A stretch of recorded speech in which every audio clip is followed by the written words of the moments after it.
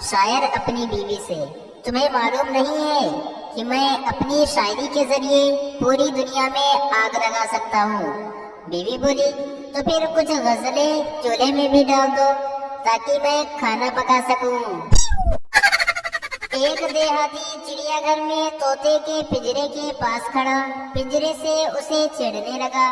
طوطے نے کہا، ابے او گنوار، مانے گا نہیں؟ دیہاتی نے گھبرا کر کہا، معاف کرنا بھائی، میں سمجھا کہ آپ جانور ہیں۔ ایک صاحب نے اپنے بیٹے کا ٹیسٹ لینا چاہا۔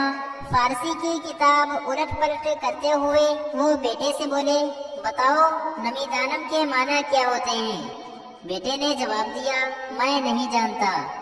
باپ کو بے حد غصہ آیا اور بیٹے کو پیٹنے لگے، مار مار کر اس کا بھرکس نکال دیا اور بولے، چلو میں تیرے استاد سے پوچھتا ہوں، اتنا عرصہ تمہیں کیا پڑھاتے رہے ہیں؟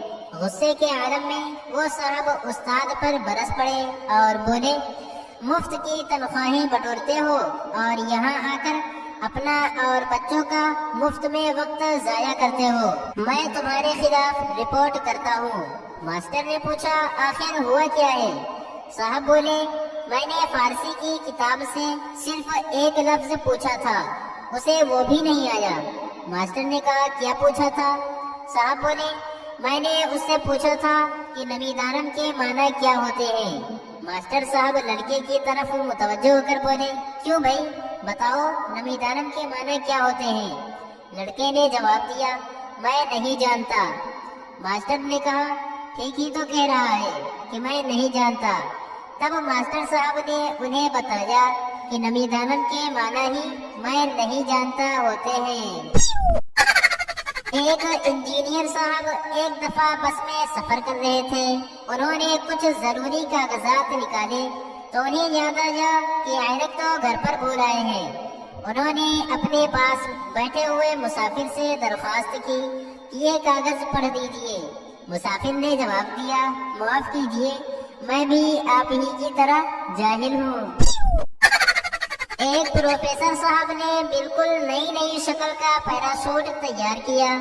ایک روز آزمائش کے لیے جہاز میں سوار ہوئے اور 2000 فٹ کی بلندی سے چھلانگ لگا دی، مگر جب وہ زمین سے 5 فٹ کے فاصلے پر پہنچے تو اچانک چلائے، لا حول ولا قوت الا باللہ، پیراشوٹ تو جہاز میں ہی رہ گیا ہے۔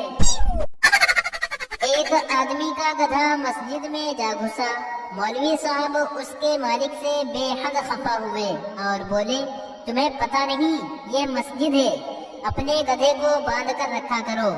گدھے کے مالک نے اعتراف کیا اور نہایت معصومیت سے کہنے لگا، مولوی جی، یہ گدھا تو بیچارہ بے زبان ہے، آپ اپنی ایمانداری سے کہیں کہ کیا میں بھی کبھی مسجد میں آیا ہوں؟ ایک بیوقوف دوسرے بیوقوف سے بولا، میرے سر میں درد ہے۔ دوسرے بیوقوف نے کہا، میرے گلے میں درد ہو رہا ہے۔ پہلے نے کہا، تم میرا سر دباؤ، میں تمہارا گلا دبا دیتا ہوں۔